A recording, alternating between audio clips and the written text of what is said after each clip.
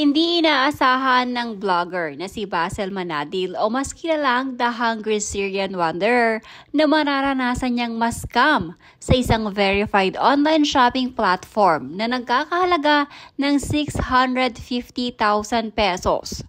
Kwento ni Bassel ay isang Chinese umano ang nanloko sa kanya sa shopping app na Alibaba. Umorder umano siya ng packaging materials na gagamitin sana niya para sa kanyang restaurant.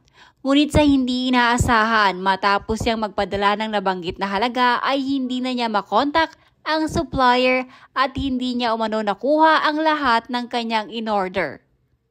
I have been scammed by this Chinese man here in the Philippines, and it's terrible. The amount we're talking about 600,000 pesos plus 50,000. I just wanted order packaging for YOLO for my restaurant from Alibaba, and I ended up scammed with almost 600,000 plus 50K with the damages that happened in my restaurant. That Chinese person that I ordered from scammed me and blocked me in WhatsApp.